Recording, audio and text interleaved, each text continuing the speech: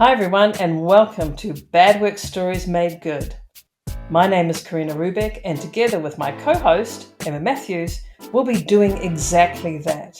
In each episode, we're going to take a bad work story from our client work, the media, or even your own bad work story and get some good out of it. So, without further ado, let's dive in. Hi, Karina. So what's our bad work story this week? Hi, Em. So this week I thought we could talk about the menopause experience at work. And, for women or even, men listening to this, that, the menopause story is up till now mostly a bad one, right? So I thought that, let's start with ours and let's work through that experience and see how we can make that good. So do you want to start us off with your experience? What happened to you at work? Sure can. Well, when I started menopause, I was head of a marketing team for a major New Zealand insurer. And, I loved my job. I was on top of my game. But suddenly things changed. It seemed overnight. I'd feel nauseous as I arrived at work, just like morning sickness. Oh, wow. And in fact, my husband even asked me if I could be pregnant. My periods were chaotic. I thought, oh my God, surely not. I was definitely mid-40s by this stage. I was like, no way. I did think I was having panic attacks when my heart was racing and temperature would shoot up at any time. And I thought I was losing my mind, to be honest. I'd be in meetings thinking, can anyone tell? It felt like I'd flushed bright red, live on the spot, and just not able to cope. So I was not thinking it was a natural and normal part of life. I was just in fear. And, that feeling that I couldn't cope with my work or my team, my family, basically my life. It was horrible. And my attention was scattered. I was just totally scared what was going on. Oh, yeah. Wow, and thanks for sharing that, Em. And what I'm noticing is that in all the years that we've known each other, we've never spoken about this, right? Crazy. Yeah, that's crazy. And that is exactly what happens, right? Women don't talk about this stuff, but that is changing. But that's for further down. Yeah, so, and how about yours, Karina? Yeah. So mine. So some similarities and some differences. So I went into menopause at the start of the pandemic in 2020. God. So how's that for timing? Yeah. Thank you. Yeah. So, there was something to be grateful about because I was 55 when I started menopause, which is older than the average. And so I was grateful. My perimenopause and everything that's involved in that was longer. But, so it hit me in 2020. And as everyone can remember, that time was kind of an extraordinarily high stress time. And just a little, just a tad. So there was so much stress going on around, work in terms of, everyone's doing their best to turn around things and everyone's got their story there. And I was, experiencing these physical things like I was sweating during the day and at night, and I kind of felt like all the joy had been sucked out of me. And I'm going, hang on, is this COVID? No. Is this just like some weird, stress response? Because, the stress, it just, like in terms of what was going on. Yeah. And then I thought, oh dear, yep, holy friggin' moly, this is the big menopause, right? And so I went online. I knew nothing about it really. I just, I went online and I found this list of, there's 34 symptoms apparently of menopause. And I calculated I had 31 of them. Oh, right? No. I know. I was just like, this is not okay. Like I literally went to bed feeling myself and I woke up feeling like someone else who was 80 years old, right? God. It's an awful thing. So in terms of the actual work piece, the engagement at work, it was really, really tough. So, I went from feeling like you were saying, like on top of my game, super confident. I felt good about my body. I worked really, really hard on my body to, get in shape and, what I was doing professionally. And literally that changed. And when I Mm. shared that with my team, I got a variety of responses, and I had a good response, which I'll talk about later when we get there. And the bad response was the main group I was working with, and it was really really disappointing. It took me a lot of courage to fess up about what I mean. I Mm. was so embarrassed, and it was kind Yeah. of almost like a shame, right? Like Yeah. to say that you're not feeling your best, that Mm. you're physically all the stuff's going through you, that you're Mm. crying at the drop of a hat, that you don't remember things, you're not sleeping, Yeah. and it was met with appropriate empathy, Mm. which Mm. was kind of that was good, and then completely forgotten, Mm. right? And so as I wasn't, by meeting those demands or wasn't what people perceived that I would be, there was all I got was judgment, Mm. and that was really really tough. God, And yeah. the demands of the moment, right, of the business, of the what, was totally more important than there was no space. There's no space for my emotional and mental needs. And you might be saying, well, that's what we had to do because that was the time. But it depends on how you look at things, right? When you believe that what you do is important, but how you do things is also really important, Yeah. then that was the piece that I was Yeah. really, it was really sad. So here, and as we know, like I was unprepared. Like Mm. this is the stress, this is biological stress Yeah. in your body, and on Yeah. top of that, you're layering in what everyone says not to do, which is get rid of stress in your life, Yeah. right? And Yeah. then you have this like boom, these waves of stress, and it was just totally unsustainable. So in the end, I made a choice, a health based choice, to stop working with this particular team. And Mm. it was only later when I did this that I realised, that I wasn't alone, Mm. and that there were millions, and this is the biggest sad thing, right? That there are Yeah. millions of women Yeah. who are going through the same experience, colleagues, families. Apparently 1 in 10 women, I found out, leave their jobs, right, because Mm. of their I believe symptoms. it. I believe it. Yep. Yep. And we don't treat our symptoms too. It's something No. like something I read, like I think it's around 70% or something of us women don't treat our symptoms. And I know that when this was really really bad, I didn't, like doctors didn't even know what they was doing, right? I had to tell Mm. my doctor what to do after I'd done some research, right? So that silent suffering and the shame of it, I Mm. think was my overall piece. So yeah, so it sucked. So how do we Mm. make this good? Yeah, yeah, absolutely. Well, everyone does, every woman will go through it. And it's still considered that secretive, women's business. Well, the good Mm, news is in the last couple of years since, we've been going through it, mm, there is now a lot more information and conversations normalizing menopause, bringing it out from the shadows.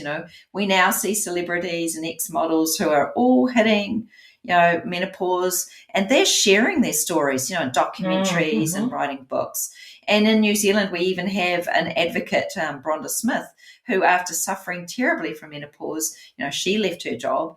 She started a petition asking the government to make menopause matter, and with better education, support, and awareness.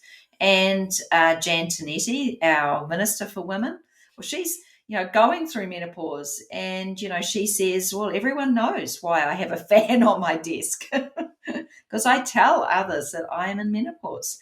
And, when she's going through a lot of information as part of her role, sometimes I have to ask, for it to be, go through it one more time. And so she's confident, and because everyone knows, and it's Mm. just the way it needs to be. Yeah. Yeah, it's a great strategy. Yeah, just trying to normalize it. I mean, and there's a lot of work happening in the UK as well, as you're saying, like advocacy groups, bringing it in front of Parliament, and raising the overall awareness and practical support for women. And I got to say, Eva, just on cue, having a hot flash myself. And it's like, perfect. And I tell you, 2.5 years in, it's like, friends keep telling me it will get better, and it has, but there's a lot of work going into it. So, and it takes time. It takes time, right? So, so just letting that pass. Yeah. So our lens, Em, is in the workplace. So what have you learnt? What have you learnt, maybe in reflection or looking back now, that would help in today's place? What would you do differently this time? Well, I wouldn't be ashamed of it, based on what I've experienced. I would basically accept that this is natural, and I would do look at self-care a lot earlier. I really tried to tough it out, keep it to myself, more messy women's business. Didn't want to put it out there. But once I realized I needed to take care of myself, and I was on a journey then, not only to manage, but to learn some health lessons that I really think have improved my life. So, I'm actually quite grateful. Yeah, I could ditto that too. It's like, and I think one of the self-care learnings for me is how how important it is to even go back into, your 40 plus, the self-care for women and perimenopause. But of course, menopause can happen at any time, medically induced or early onset, well before people are, apparently the average age is 51. So there's a lot of scope there. Can you tell us, can you share in more detail some of the strategies that you really worked on? Yeah, I was definitely early. And so, first finding out that it's natural and normal, wow, what a relief. I think, it's, sent me on this self-care journey, which has really been positive. Stress was definitely exacerbating it, but, I've found how to find ways to get more energy and vitality back into my life. And, sleep is a big one for me. Karina, I think I've got quite a sleep protocol. I'm always tweaking it, and I call myself a sleep geek. I consume a lot of information on sleep, and I've tried many things. My two go-to sort of sources really are Matthew Walker. His research and ongoing work on sleep is fantastic. And also neuroscientist Andrew Huberman also has some fantastic stuff on sleep. So, I love going to bed now. It used to be a time when I would really be, fearful of, oh, here comes another sleepless, hot night, tossing and turning. But I still wake up, and I've got the brain busyness in the middle of the night sometimes, but I've shifted my average sleep from 6 hours to 7.5. And that's huge. It's really, and when I'm really focused, I really, get cool on my protocol and tight on it, I can get even higher.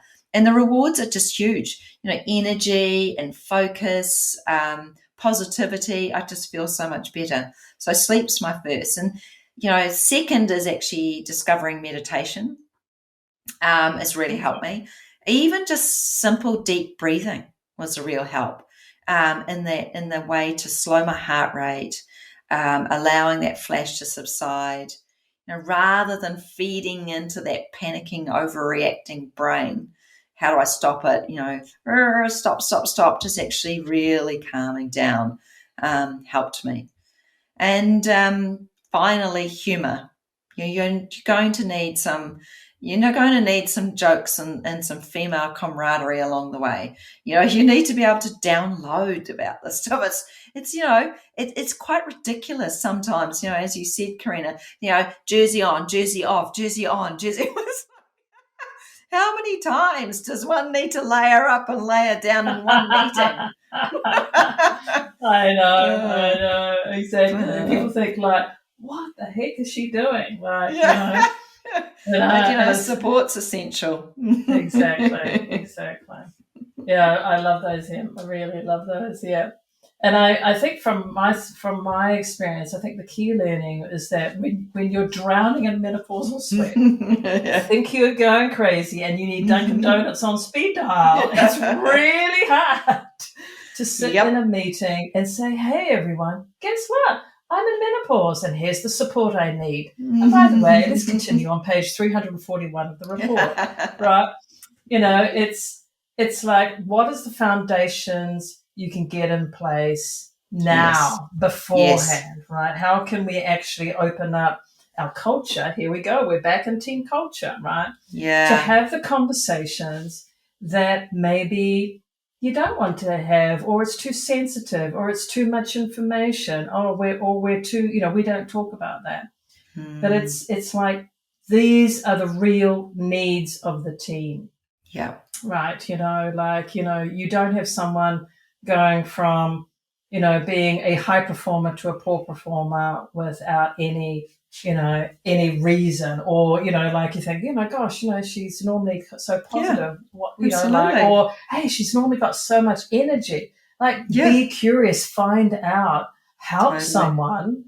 And I'm sure lots of our listeners have heard of Johari window. Help someone open up the Johari window, right? Totally. It may be that people are embarrassed. Like, it takes so much courage. And we've talked about that shame, right? To have that one-on-one conversation with someone. And maybe that person then can have your back, right? To say, hey, that's an unfair comment, or hey, how about some more kindness here? Or could we just get curious as to why, X person, this is happening, right? So I think it's a fantastic opportunity to go deeper into what do the values of acceptance, of support, care, kindness, even compassion, how do they look like in times when, the needs of our team members are changing, and it's based on their biology, right? And that would, include men as well, like what they would like to bring to the table around health. Absolutely. So, yeah. Totally. And, it's so true. And I wish I could go back and replay some of those terrifying experiences with more awareness. I would be honest and let everyone in on my situation and ask for care. I mean, I worked through 2 pregnancies and I was really cared for in my workplace. So, I look forward to the same happening for menopause soon, please. Yeah, please. And I thought it just like that, an example just popped into my mind about a time that I had actually done that, brought that conversation. And I really wish that I'd had that too for my menopause in a different way. And this might be useful for some people listening, which was, when I was running delivery teams, and obviously had, some woman and we were bleeding on it, to be really honest about what all team members needed health-wise, right? So, when you're working big events or facilitating or, doing live things, people have needs, right? And so if you have to, dash to the toilet, for example, or disappear or away for a little time, like the rest of the team need to know what's going on, right? Because we're all standing in the purpose of serving our client or our customer and supporting each other.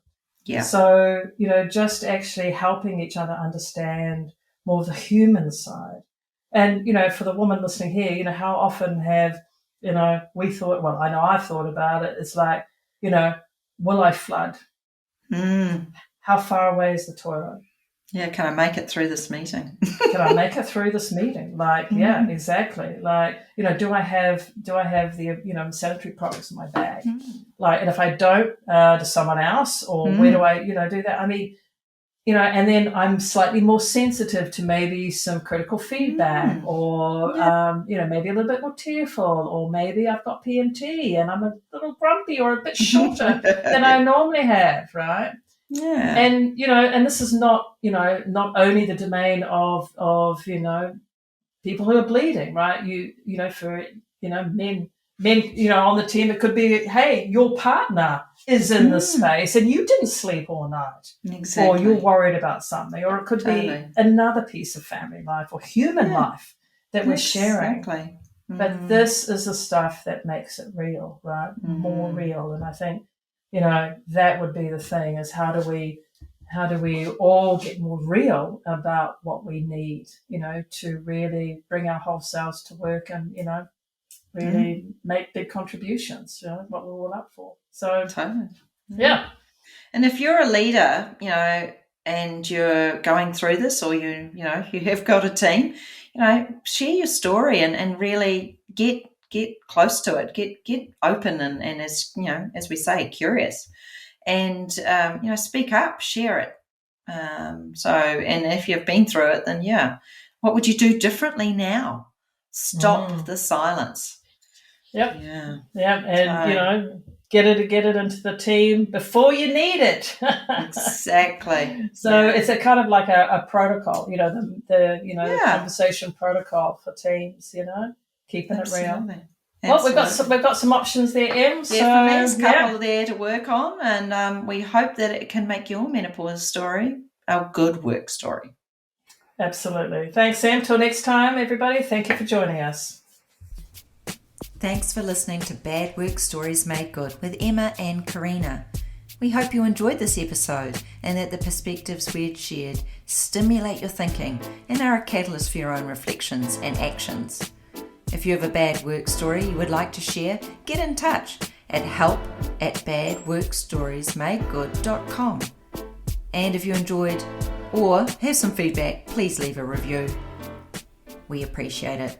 Till next time, may all your bad work stories be made good. Good. Good.